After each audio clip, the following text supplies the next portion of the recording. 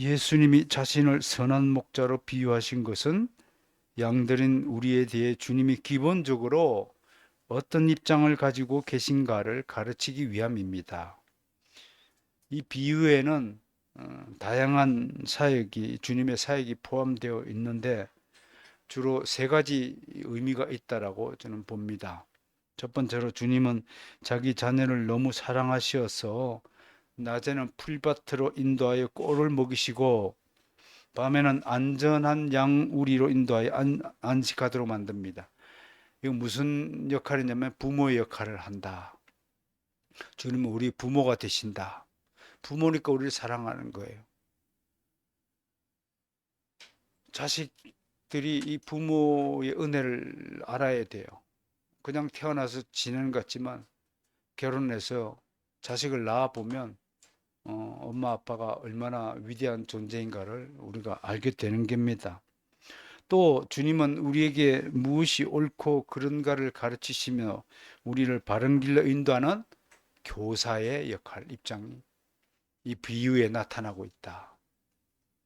세 번째로 주님은 연약하기 짝이 없는 우리를 이리와 늑대들의 공격에 노출당해서 목숨을 잃거나 위험에 처하지 않도록 잠시도 쉬지 않고 우리를 지키시는 보호자의 입장으로 우리를 대하십니다. 우리를 지켜주신다. 그 성령 하나님을 다른 말로 뭐라고 불러요? 보혜사, 보혜사. 보혜사가 뭔가요? 우리를 도우시는 하나님, 지키시는 하나님. 이걸 여러분들이 좀 아셔야 되는데 담임 목사가 일주일 내내 교회를 지키시면서 뭐 하느냐 이거에 대해서 좀 알았으면 좋겠어요. 이 기도의 힘이 여러분들을 안전하게 지키신다. 할렐루야. 예. 그렇다고 제가 그렇게 열심히 또 기도하는 편은 아니에요. 저도 바쁜지라 그래도 한 번씩 이상은 진심으로 한 사람 한 사람 이름을 놓고 기도하고 있다는 겁니다. 자, 성경에는 예수님을 세 번에 걸쳐서 목자로 비유합니다. 이 목자 세 번의 비유와 앞에 지금 설명한 세 가지 역할이 뭐예요? 부모의 역할, 교사의 역할, 어? 보호자의 역할, 보호자의 이 세 가지가 목자의 기본적인 기능이다, 역할이다. 성경이 묘하게 이 세 가지를 나타내고 있다는 것을 발견할 수 있습니다. 자, 지금 우리가 여행하고 있는 요한복음 10장에서 주님은 자신을 뭐라고 비유했어요? 선한 목자라고 비유했어요. 이 선한 목자의 비유는 결국은 어떤 역할을 나타내냐면 부모의 입장이다. 목자는 자원적이고 대속적인 희생과 죽음을 강조하죠. 내가 양들을 위하여 목숨을 버린다. 세 번이나 목숨을 버린다라고 말씀하셨다고 지난주 설교를 통해서 제가 여러분에게 설명을 한 바 있습니다. 부모가 아니면 또 자식이 아니면 목숨을 버릴 수가 없는 겁니다. 그게 부모와 자식 간의 관계이기 때문에 그렇습니다. 두 번째로 히브리스 13장 20절 21절에 가면 주님은 뭐라고 불려지냐면 큰 목자다. 이건 우리를 가르치셔서 온전케 하시는 무슨 입장? 교사의 입장을 설명한 겁니다. 그 구절을 한번 같이 읽어볼까요? 시작. 양의 큰 목자이신 우리 주 예수를 영원한 언약의 피로 죽은 자 가운데서 이끌어 주신 평강의 하나님이 모든 선한 일에 너희를 온전케 하사 자기 뜻을 행하게 하시고 그 앞에 즐거운 것을 예수 그리스도로 말미암아 우리 속에 이루시기를 원하노라. 영광이 그에게 세세 무궁토록 있을지어다. 아멘. 이런 분에게 우리가 지금 배우고 있는 거예요. 세세 무궁토록 영광이고 영원하신 우리 교사이신 주님으로부터 우리가 진리를 배우고 있으니 이보다 더 완벽한 가르침은 없다. 아무리 세상에서 유명한 성인 철학자의 가르침, 소크라테스가 어떻고 플레이토가 어떻고 아리스토텔레스가 어떻다 할지라도 완전하신 영원하신 무한하신 우리 주님의 가르침에 비유할 수 없다. 그런 측면에서 큰 목자 되신다. 그 주님이 큰 목자면 우리는 무슨 목자인가요? 어? 소목자야, 소목자. 자그마한 목자다. 그런 걸 가르치는 겁니다.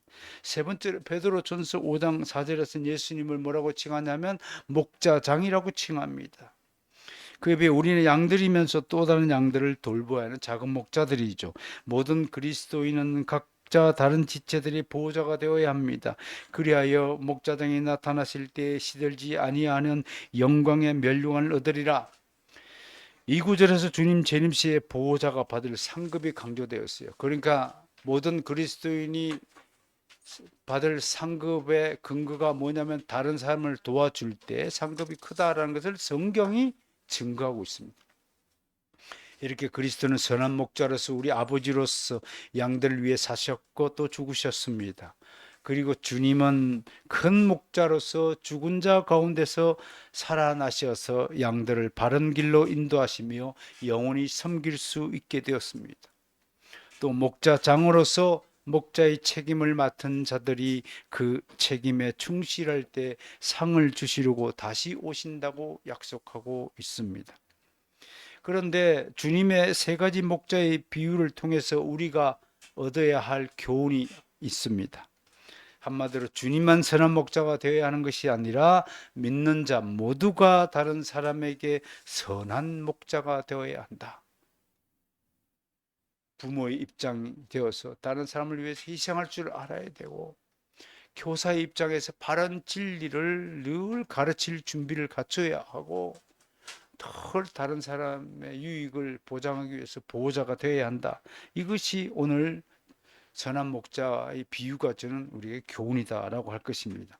그렇다면 참된 목자, 이 세 가지 역할을 가진 참된 목자의 특징이 뭐냐? 이걸 오늘 제가 한 5가지로 정리해서 여러분에게 소개하는 것입니다. 첫 번째, 참 목자는 특징이 뭐냐? 신실하다. 사람이 신실해야 인정을 받는 겁니다. 이걸 성경에서는 우리말로는 미쁘시다라고 표현합니다. 영어로는 faithful인데 데살로니가 후서 3장 3절을 같이 읽어볼까요? 주는 미쁘시사 너희를 굳건하게 하시고 악한 자에게서 기시리라. 이걸 어떤 분이 미쁘시다 그러니까 우리 옛날 어른들이 이렇게 아리송한 우리말로 번역을 해가지고 애들이 주님은 기쁘시사라고 이해를 하는데, 원래 미쁘다라는 말은 신실하다, 믿을만하다. 주님은 절대적으로 믿을만한 분임을 믿으시길 바랍니다. 주님은 미쁘신 하나님이신 줄 믿으시길 바랍니다. 주님은 나는 믿을만하니 나를 믿으라 라고 말씀합니다. 이 정말 대단한 주장입니다. 여러분 중에 나는 믿을만한 사람이니까 나를 믿고 돈을 좀 한 100억 빌려주라 그렇게 얘기하면 전형적인 사기꾼입니다. 인간 중에는 믿을 만한 사람이 없습니다. 그래서 그러잖아요. 인간은 사랑의 대상이지 믿음의 대상이 아니라고. 어떻게 인간을 믿습니까? 나도 내 자신을 못 믿는데. 우리 속담에 있잖아요. 어디 갈 때 마음 틀리고 나올 때 마음 틀리다.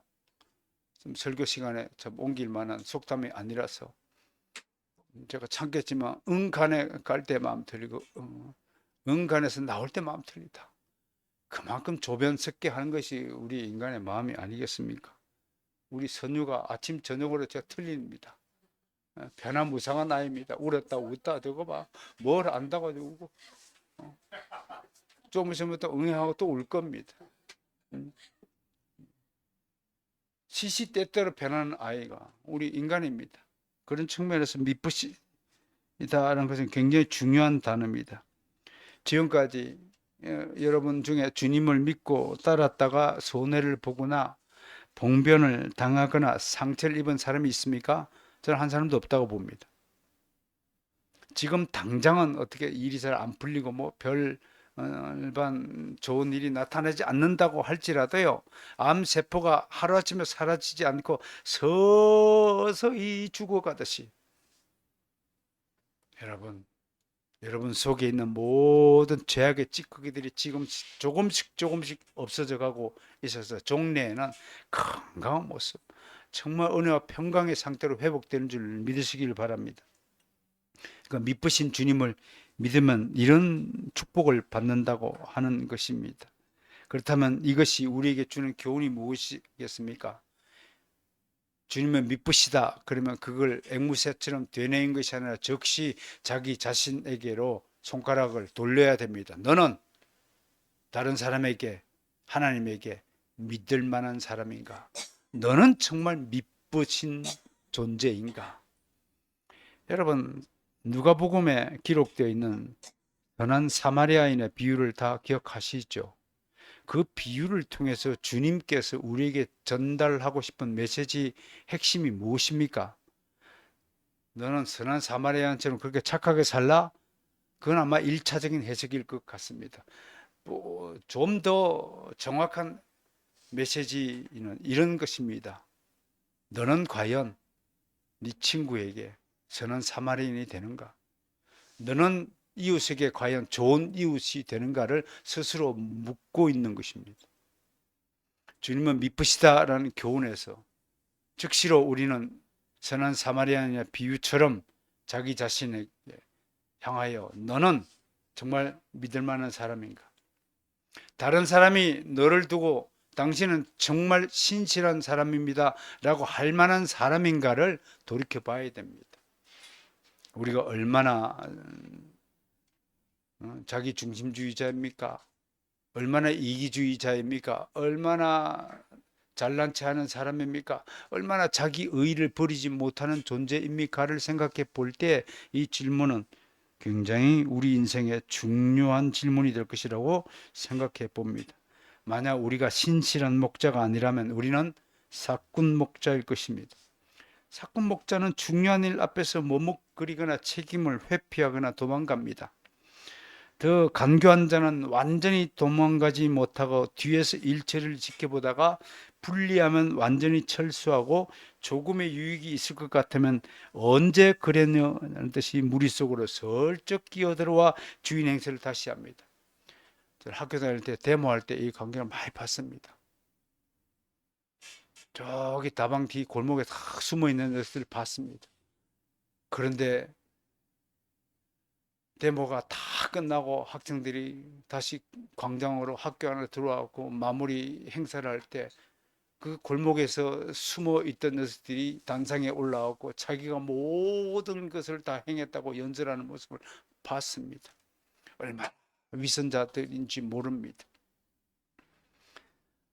소위 민주화 투쟁을 했다는 이유만으로 민주화 운동을 올리는 그 깃발의 현장에 가보지도 않은 사람들이 유공자 행세를 하는 사람들이 얼마나 많습니까? 이런 부류에 대해서 아더 핑크 비유가 정말 재미있어서 소개합니다. 사람은 됨됨이대로 일을 한다. 여러분 명심합시다.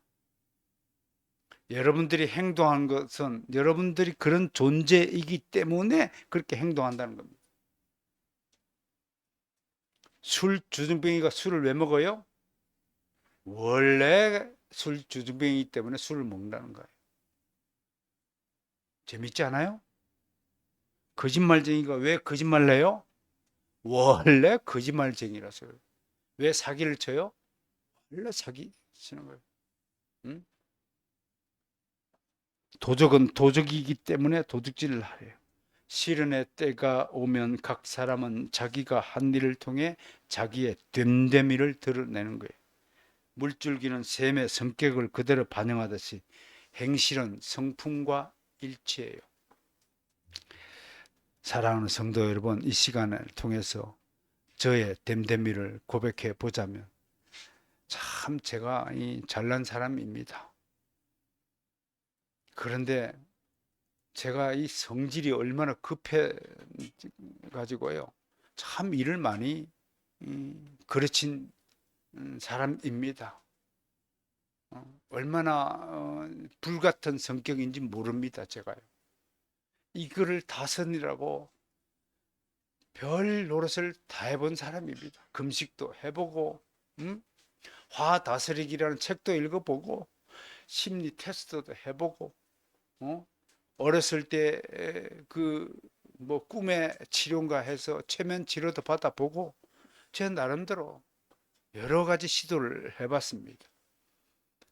제가 어느 날인가 10년도 더 됐습니다. 이 아트핑크 책을 읽으면서 그때 깨달은 것이 있습니다. 아, 나는 성질이 고약한 자가 내 원래 성품이구나 라는 것을 인정하게 되었습니다. 여러분, 이게 굉장히 중요합니다. 지금 아까 오전 교리 공과 시간에도 말씀을 드렸습니다만 자기 자신을 있는 그대로 주님 앞에 내어놓고 고백하고 인정하는 것이 신앙의 출발입니다. 회복의 출발입니다.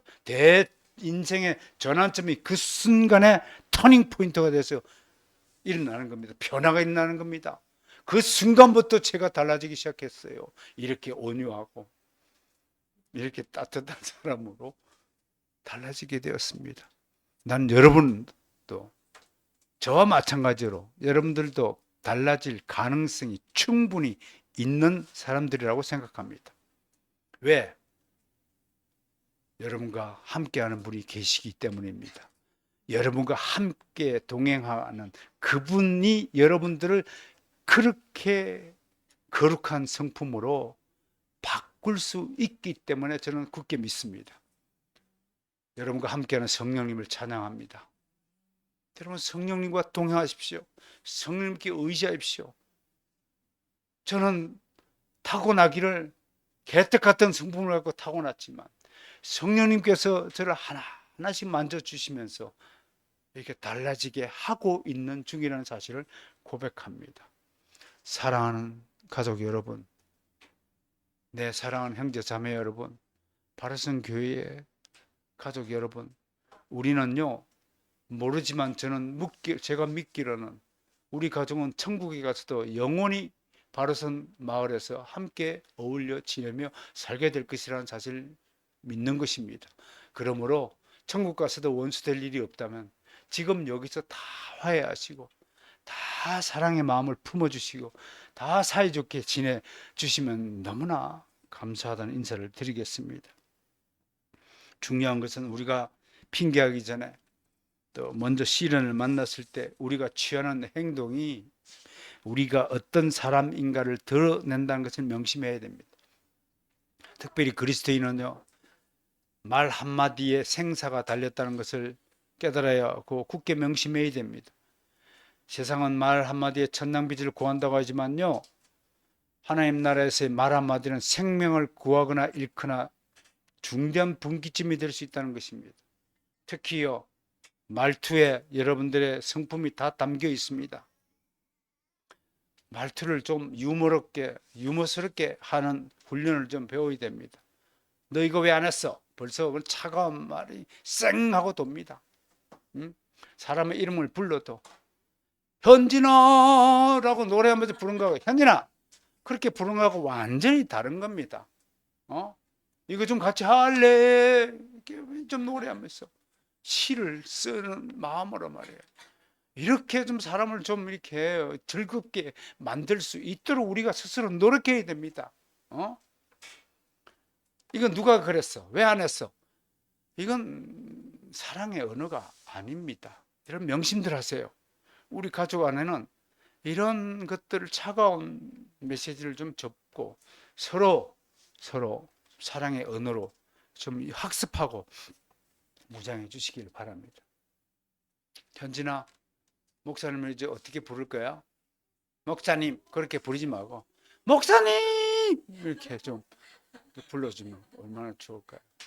우리 선유야 크거든 그렇게 불러주라. 자, 우리 큰 언니 미애 씨를 지금부터 한번 불러봅시다. 시작. 미애 씨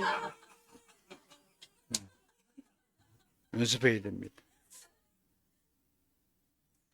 이런 것들이 우리를 기쁘게 하고 우리를 신실한 주의 형제 자매로 만들어 갈 것입니다. 여러분, 바울은 맡은 자들에게 구하는 충성이라고 했습니다. 스스로 신실하지 않다면 주님은 그 사람 곁에 결코 신실한 사람을 두지 않을 것입니다. 그래서 친구를 보면 그 사람을 안다 모른다? 안다. 신실한 사람 옆에는 사기꾼이 없습니다. 사랑이 풍성한 사람에게는 늘 사랑이 많은 사람을 하나님께서 붙여주십니다. 내 옆에 언제나 괴로운 사람을 붙여주신 것은 또 따로 특별히 주님의 목적이 있을 때도 있겠지만, 대부분 일반적인 원리로는 내가 괴팍하기 때문에 괴팍한 사람이 옆에 붙는 것입니다. 사랑하는 성도 여러분, 여러분들의 성품들이 충성되고 신실한 성품으로 자연스럽게 변화 주기를 바랍니다. 바울은 오네시모를 신실하고 사랑을 받는 형제라고 부릅니다. 나는 여러분들이 주님으로부터 저희는 신실하고 사랑을 받는 나의 형제라고 평가를 받기를 원합니다. 베드로는 실로아너를 신실한 형제라고 부르고요, 요한계시록에서 안디바는 내 충성된 증인이라고 불려집니다. 주님이 자신을 일러서 선한 목자라고 지칭한 것은 우리들어 동일하게 선한 목자가 되라는 당부입니다. 선한 목자는 거짓이 없는 미쁘신 하나님의 성품을 닮아서 매사에 정직하고 신실하며 주님에게 충성된 참 목자입니다. 무엇보다 신실한 목자가 생명의 일을 감당합니다. 잠언서 함께 읽습니다. 진실한 정의는 사람의 생명을 구해도 거짓말을 뱉는 사람은 속이느니라. 두 번째로 참된 목자의 참 목자의 특징이 뭘까요? 매사에 부지런한 사람입니다. 주님은 지상의 생애 동안 잠시도 쉬지 않고 자신에게 주어진 사역의 일을 감당했습니다. 자신의 개인적이고 사적인 일을 돌볼 틈이 없으신 분이 있습니다. 내가 내일 아침 뭐 먹고 무슨 옷을 입고 그런 걱정을 한다는 말은 성경 어디에도 기록되어 있지 않습니다. 주님은 자신에게 주신 소명의 일을 충성하고 안전하 선하 우리를 구속하는 일, 우리를 구원하는 일, 어떻게 하면 십자가에 달려서 빠른 시간 안에 죄인을 구원할까, 그 생각에 머릿속에 가득한 사람이었습니다. 공생애 이전에도 보십시오. 공생애 이제 직업이 뭐였을까요? 목수였습니다. 목수로 열심히 일하며 가족을 부양했습니다.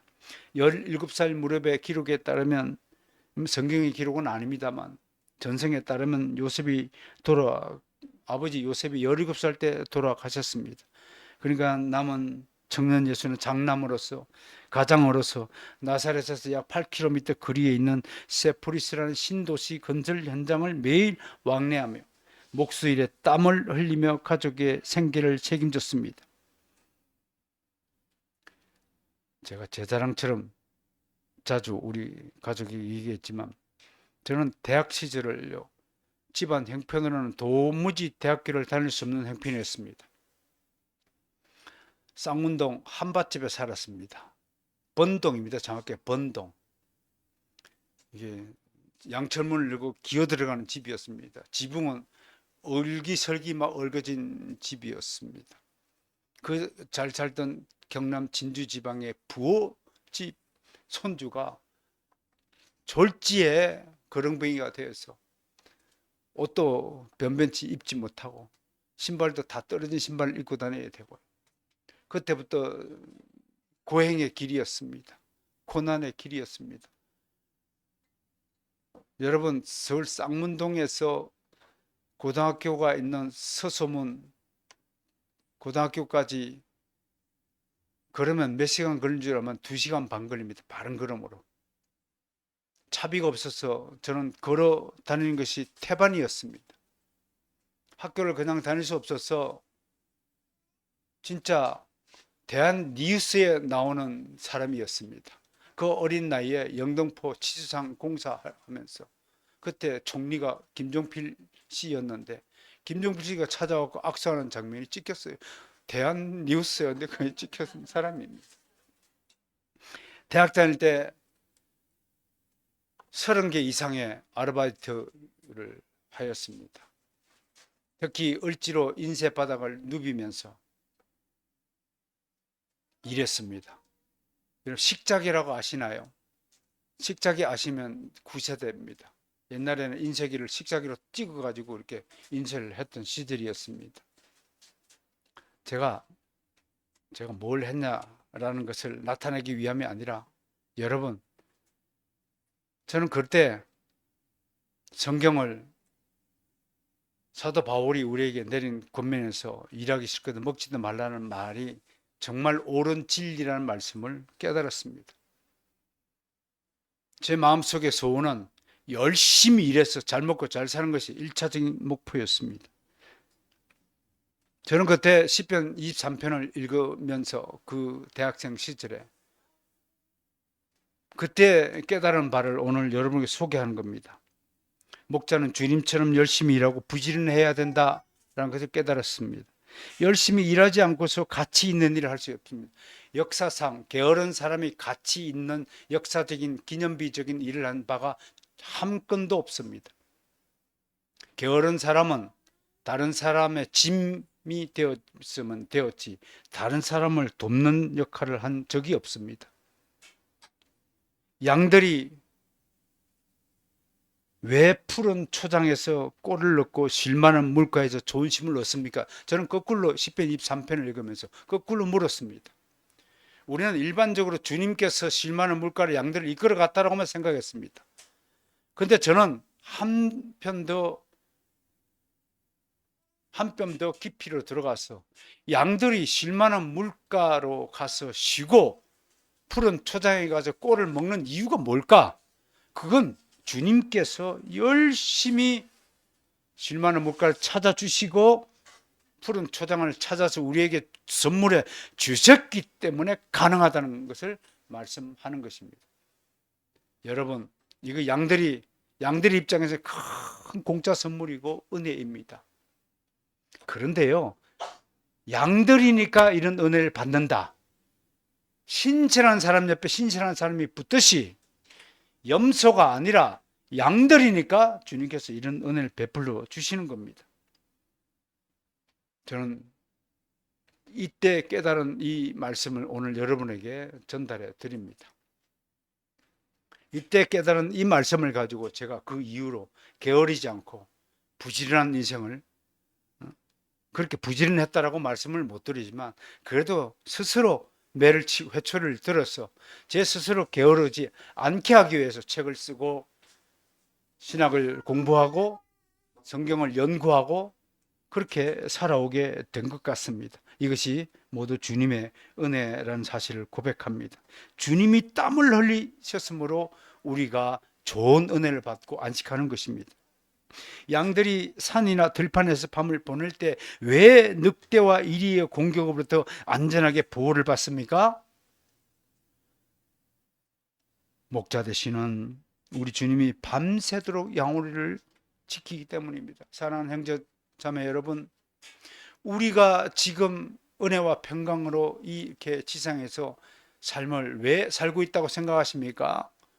내가 잘났다고요? 천만에요.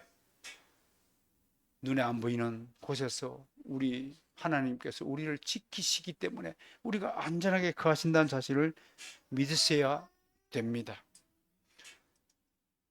우리 가운데 그 누구도 나의 능력과 나의 재주와 나의 노력, 나의 비범한 실력으로 내가 내 인생을 이렇게 행복하게 만들었다고 생각하는 사람이 있다면 그 정말 교만한 자요, 어리석은 자요, 여전히 땅에 붙어 사는 벌레에 불과한 존재라는 사실을 저는 지적할 것입니다. 주님이 그렇게 지적했기 때문에 저도 지적합니다.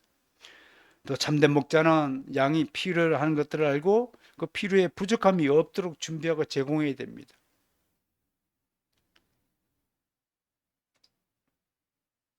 선물을 가끔씩 저도 받습니다. 제자들이 있고 후배들이 있고 또 사랑하는 동료들이 있어서 가끔 생일날 선물도 받고 또 뜻하지 않게 손에 선물을 들고 저를 찾아오기도 합니다. 요즘에도 그렇습니다. 그런데 제가 필요치 않는 선물은 참 받을 때 난감합니다. 그럼 제가 제일 좋아하는 선물이 뭘 것 같아요? 스타벅스 아닙니까? 그걸 눈치를 못 채면 어떻게 합니까? 어? 저는 그게 제일 좋습니다. 또 제 아내가 이런 와이셔츠를 사서 가지고 올 때 정말 기분 좋죠. 그건 참 제가 좋아하는 선물이죠. 근데 다른 사람이 옷을 사주는 거, 그거 좀 부담스러워요. 제가 왜 이 얘기를 하냐면, 선물을 할 때도 다른 사람의 형편을 고려하여서 너무 과하지 않게 이렇게 선물, 필요한 것들을 주는 것들이 참 좋습니다. 제담 목사는 쓰다 먹새를 좋아한다. 이거를 꼭 필요를 아시고 채워주시길 바랍니다. 교회 직분자들이 교회에서 봉사할 때도 마찬가지 부지런해야 됩니다. 제가 존경에 맞지 않는 제임스 몽고메리 보이스 목사는 이렇게 경고합니다. 만일 하나님의 백성이 좋은 영적 양식을 받지 못한다면 그것은 목사가 열심히 일하지 않기 때문이다. 여러분, 부족한 종이지만 저의 이 목양을 통해서 좋은 영적인 양식을 많이 얻어 가시기를 정말 소원합니다. 그래야 제가 하나님부터 참 좋은 목자다. 너는 최담 너는 그래도 쓸만한 목자였다라고 평가를 받을 것입니다. 만일 교회가 영적으로 바른 길로 가지 못한다면 그것은 장로들이 게으른 증거다. 교회의 한 가족이 외로움을 느끼고 소외감을 느낀다면 그것은 집사가 게으르기 때문이다. 여기 생각했는데요. 어떤 사람이 교회에서 혼자 밥을 먹는다면 그 모든 교회 구성원들이 잘못이다라고 지적합니다. 교회는 그런 곳이 아니니까. 교회는 사랑 덩어리가 되어야 됩니다. 사랑 공동체가 되어야 됩니다. 사랑이 아니면 아무것도 아니기 때문에 그렇습니다. 어떻든 주님은 부지런한 일꾼을 칭찬하시고 상급을 주십니다. 그 상급은 복에 복을 더하는 것입니다. 저도 저 제자들에게 일하지 않는 제자는 제가 밑에 거두질 않습니다. 여러분, 마스터스 모든 사역자들은 전부 돈 벌러 나갑니다. 이수 목사님은 지난달에 거의 400에 가까운 돈을 벌었다고 회비를 더득이 냈습니다. 하나님 은혜를 베푸셨어요. 타는 차마다 대리운전 하잖아요, 밤에. 딸들이 그걸 모르고 있었더라고요. 딸들 5명이. 아빠가 대리운전하는 것을 몰랐어요. 내가 지난번에 그 큰딸하고 둘째 딸이 왔는데 그냥 나는 고생했다. 그래도 목사가 대리운전할 각오를 한 것은 대단한 거다 칭찬했더니 아빠 대리운전해? 라고 내가 실수를 해가지고 어쨌든 그 뒤로 아이들이 아빠를 위해서 더 사랑하고 더 기도하고 있다는 소식을 들어서 전화위복이 되었습니다. 여러분, 무슨 일 하시라도 열심히 땀 흘리며 일해야 됩니다. 그것이 주님이 우리에게 맡기신 것입니다. 학생은 열심히 공부하는 게 일입니다. 수능을 잘 치르시고 현진이는 열심히 교회 피아노 반주 연습을 하는 게 일입니다.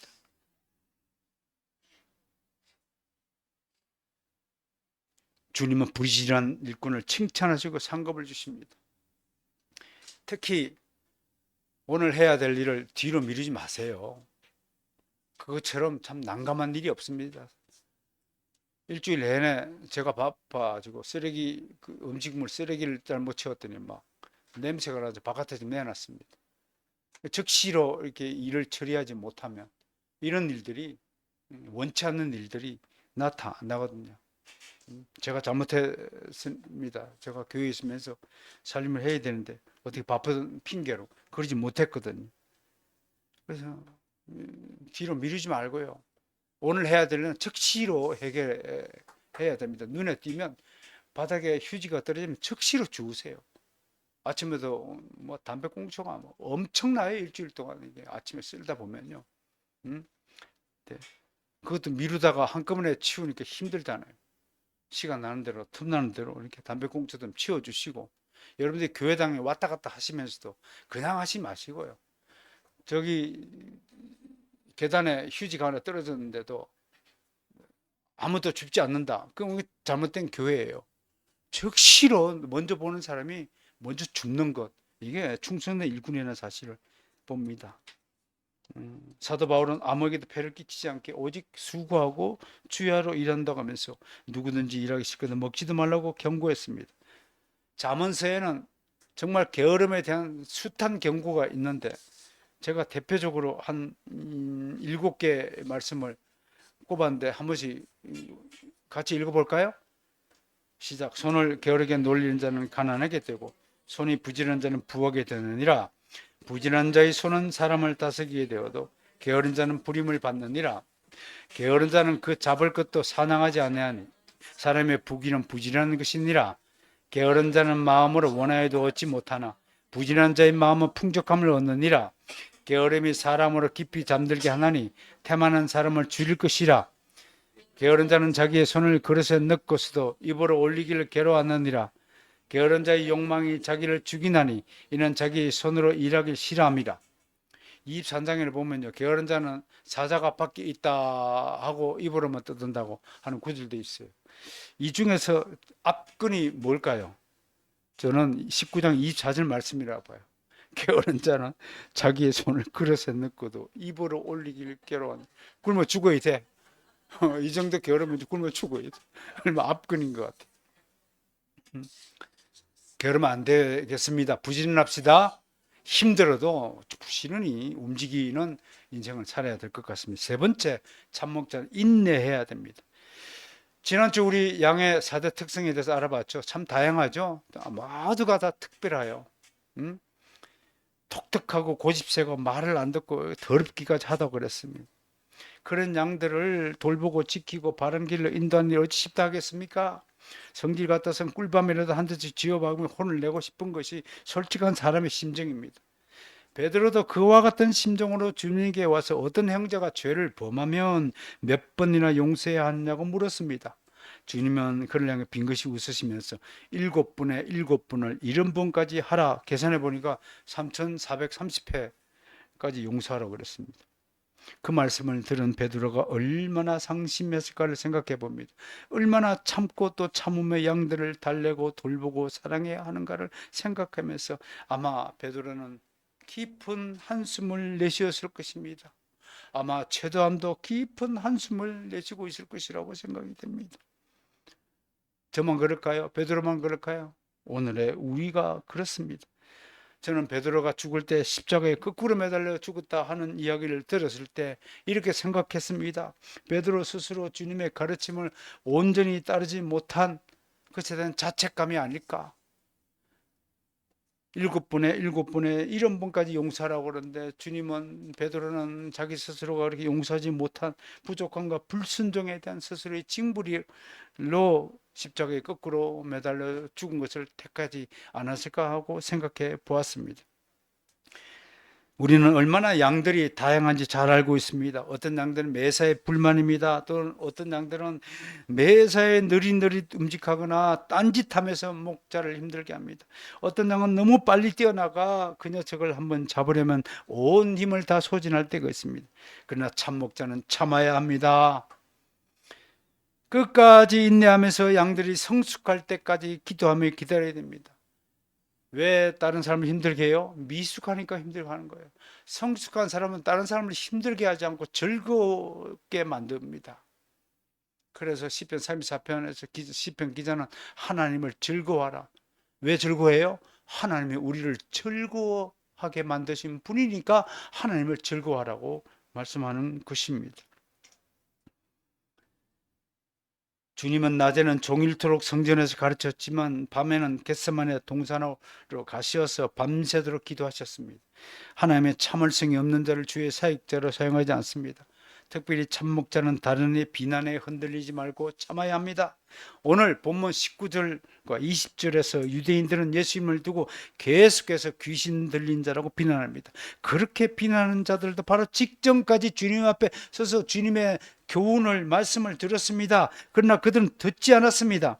정확하게 말하자면 듣지 못하였습니다. 진리와 생명의 가르침에 귀를 기울이지 않았습니다. 눈에 보이는 귀는 가져서는 들리지 않는 귀를 가진 것입니다. 아이러니하게도요, 가라지라는 용어를 찾아보면 교회 용어 사전에 이렇게 얘기합니다. 영어로 empty ear, 빈 귀라고, 빈 귀요. 가라지는 아무리 진리의 말씀을 들어도 채워지지 않는 텅 빈 귀를 가진 자라는 뜻입니다. 그들은 눈으로 본다거나 실상은 영적인 진리를 못하는 영적인 맹인이요, 듣는다거나 실상은 듣지 못하는 영적인 뭐 귀머거리 농합니다. 가라지가 왜 가라지라고요? 믿음은 들으면서 나는데 들리지 않는 귀를 가진 것이에요. 그래서 가라진 거예요. 설교를 듣지 못합니다. 진리의 말씀을 듣지 못합니다. 생명의 말씀에 관심이 없습니다. 왜? empty ear니까요. 여러분, 이것이 얼마나 중요한가. 왜 사도 바울의 믿음은 들으면서 난다고 말씀했는지 이제 우리는 이해를 할 수 있을 것 같습니다. 네 번째, 참된 목자는 모든 선한 몸으로 희생의 표가 되어야 됩니다. 희생의 표. 주님은 모든 선의 표준이시죠. 베드로가 예수님을 목자장으로 부르는 구절에서 1차적으로 이 점을 말씀하고 있습니다. 무엇보다 그리스도인은 신행 일치를 보여야 합니다. 입으로만 예수 믿는다는 것이 얼마나 사람들의 조롱을 받는 일이 되는가를 깨달아야 됩니다. 사람들이 교회를 비난하는 이유 중 하나가 자기들 보기에 조금도 모범으로 보이지 않기 때문에 그렇습니다. 매일 접촉하는 소위 교회에 다닌다는 사람들의 형태가 꼴볼견입니다.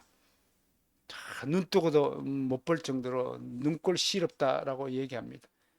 시장 거리에서 노점상 할머니의 시금치 값을 놓고 다투는 이들이 교회 다니는 사람들입니다. 교회 안에 금고를 만들어 놓고 돈을 쌓아둔다는 소문이 파다하고 세금 포탈에 계약 위반에 1등 선수가 교인들이고 세상 가운데서 빛과 소금 되기는커녕 인정머리 하나 없는 자린고비 같은 이미지가 어느새 고정화되었습니다. 이렇게 세상에서 조금도 손해보려 하지 않는 사람들 좋아할 리 만무합니다. 이런 사람들 두고 덩달아 예수 믿기가 얼마나 어려운 일이겠습니까? 세상에 어느 누가 본이 되지 않는 사람을 존경하고 추종하고 좋아하겠습니까? 어느 누가 그런 사람을 따라 길을 나서겠습니까? 그리스도인 누구보다 참목자가 되어야 합니다. 세상 사람들과 어울려 살기 위해 누구보다 자기를 희생할 줄 알아야 합니다. 예수님은 양들을 위해 자기 목숨을 희생하신 분이십니다. 세상은 그리스도인에게 바로 이것을 요구합니다. 그들은 언제나 우리를 향해 이렇게 묻습니다. 너희는 너희만 진리를 깨달았다고 잘난 체하고 구원의 은혜를 입었다면서 왜 예수님처럼 희생하지 않고 사는 모습은 왜 우리와 비슷한가? 라고 질타합니다. 그리스도인은 무엇보다도 삶의 우선순위를 잘 정하고 살아야 합니다. 세상은 내가 먼저고 이웃이 둘째고 하나님이 제일 마지막이지만 그리스도는 이 우선순위가 거꾸로 되어야 됩니다. 사나 죽으나 우리는 그리스도의 그 시기에 내 삶의 모든 포커스가 하나님과 이웃에게 집중되어야 합니다. 거듭났다고 입으로 떠드는 사람이 여전히 내 인생을 걱정하고 자기 영광을 추구하고 여전히 잘 먹고 잘 살아야겠다고 생각한다면 그는 가짜 중생자이거나 아직도 영적으로 어린 나이일 것입니다. 적어도 성숙한 그리스도인은 사나 죽으나 앉아나 서나 오직 소명에 살고 소명에 살아야 됩니다. 우리가 청교도들을 본받아야 하는 이유가 바로 여기에 있습니다. 그들은 각자에게 주어진 소명을 충실히 수행하기 위해 온 일생을 바친 사람입니다. 그냥 태어났으니 열심히 살고 잘 먹고 잘 살아가면 되지 하는 인생이 아니라 내가 이 땅에 태어난 목적이 무엇인가를 분명히 인식하고 그 목적을 달성하기 위해서 사는 인생이 소명자인 것입니다. 이것이 솔리데오 글로리의 핵심입니다. 마지막 다섯 번째로 참목자는 오직 사랑으로 다른 사람을 품을 수 있는 따뜻한 사람이어야 합니다. 예수님은 사랑이십니다. 이걸 모르는 사람이 없죠. 다들 예수님의 사랑인 걸 압니다. 그러나 양들을 사랑하는 목자라는 사실을 잊지 말아야 됩니다. 예수님이 염소를 돌보는 것이 아니라 염소를 사랑하는 것이 아니라 양들을 사랑하십니다. 사랑하지 않는 대상을 돌보는 일은 없죠. 그러므로 우리도 마땅히 서로 사랑하고 서로 돌보고 서로의 평강을 위해 기도해야 합니다. 우리는 언제나 예수님의 사랑을 배우고 실천해야 됩니다. 무엇보다도 예수님의 사랑에서 제일 먼저 배워야 할 점이 용서하는 일입니다. 베드로는 주님을 3번 부인했습니다. 주님은 베드로를 새롭게 만들고 싶었습니다. 주님은 베드로에게 오셔서 3번 부인한 것을 강조라도 하기로 하듯이 3번이나 거듭하여 네가 나를 사랑하느냐? 라고 물었습니다. 그때마다 베드로는 내가 주님을 사랑하는 줄 주님이 아시나이다 라고 고백했습니다. 바로 예수님은 베드로의 이 고백을 들으시고 내 양을 먹이라고 당부했습니다. 이 말씀은 누구든지 주님을 먼저 사랑하면 양을 사랑할 수 있고 다른 이웃도 사랑할 수 있게 된다는 뜻입니다. 만약에 주님을 사랑하지 않는 자가 여보 난 당신을 사랑해 라는 것은 그건 가짜 사랑 고백입니다. 그건 진짜 사랑이 아닙니다. 그건 육신의 사랑에 불과하기 때문에 그렇습니다. 그런 사랑은 자기 영광을 추구하는 이기적인 사랑에 불과한 것입니다. 가짜 사랑이고 가장 사악한 사랑 고백입니다. 주님을 사랑하지 않으면 그 어떤 사랑도 성립되지 않는다고 하는 것입니다. 태양이 없으면 지구 존재, 지구에 있는 생명체, 존재 자체가 불가능한 것 같은 것입니다. 그러므로 예수님을 먼저 사랑하길 바랍니다. 구약의 야곱 이야기를 해봅니다. 그는 우리처럼 특별하게 본받을 만한 성품을 가진 사람이 아니었습니다. 그는 욕심 많은 자이고 거짓말하는 자이고 기회주의자이고 남을 잘 속이는 사기꾼이었고 이기적인 최다음과 같은 사람이었습니다. 그게 야곱이었습니다. 그런 그가 외삼촌 라반의 양떼를 먹이고 지키는 선한 목자로 변신했습니다. 우리 이쯤에서 매우 궁금합니다.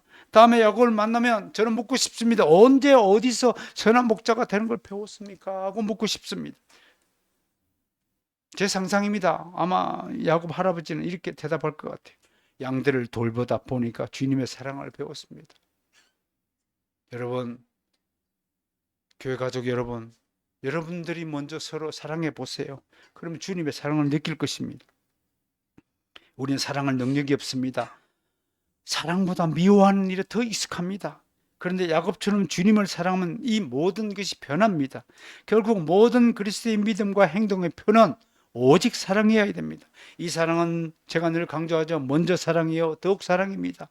먼저 사랑은 먼저 인사하고 안부를 걱정하고 기도하는 사랑이요 더욱 사랑은 지금 사랑보다 조금 더 힘을 보태 사랑하는 것이요 나보다 하나님과 이웃을 더 먼저 사랑하는 일입니다. 이런 사랑이 아니면 아무것도 소용이 없습니다. 여러분들 잘 알죠? 고린도전서 13장 1절 3절 함께 읽어볼까요? 내가 사람의 방언과 천사의 말을 할지라도 사랑이 없으면 소리나는 구리와 울리는 꽹과리가 되고 내가 예언한 능력이 있어 이 모든 비밀과 모든 지식을 알고 또 산을 옮길 만한 모든 믿음이 있을지라도 사랑이 없으면 내가 아무것도 아니요 내가 내게 있는 모든 것으로 구제하고 내 몸을 불사르게 할지라도 사랑이 없으면 내게 아무 유익이 없느니라. 특별히 사랑의 원수는 미움입니다. 주님은 마음속에 미움을 가진 것 자체를 살인죄로 여겼습니다. 미움의 결국은 한 사람을 죽이는 일이기 때문입니다. 마음속에 미움을 가지고 있으면서 입으로 주님의 이름을 부르는 것 자체가 치욕이자 모욕입니다. 그것은 정말로 부끄러운 것입니다. 믿음은 절대로 미움의 그릇에 담기지 못합니다. 성경의 모든 위는 하나같이 선한 목자였습니다. 앞에서 소개한 야곱만 참 목자가 아니었습니다. 요셉은 어땠습니까? 그는 이스라엘 백성의 안위를 책임졌던 영웅이었습니다. 모세는 200만 명에 달하는 백성을 추력업시킨 훌륭한 참 목자였습니다. 다윗은 가장 모범적인 목자상을 갖춘 인물입니다.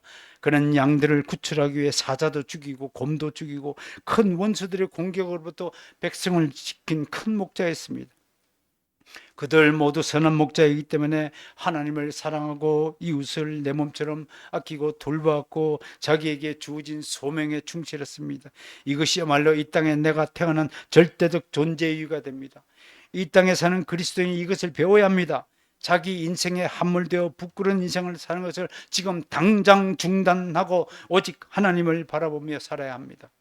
모든 동식물이 태양을 바라보고 숨쉬고 생동하고 성장하듯이 그리스도인은 오직 주님을 바라보고 주님과 교제하고 주님을 노래하고 주님과 동행할 때 모든 복이 주어지고 인생의 성장이 일어나는 것입니다. 바로 이런 사람에게 시편 23편 6절의 복이 임할 줄 믿습니다. 함께 읽을까요?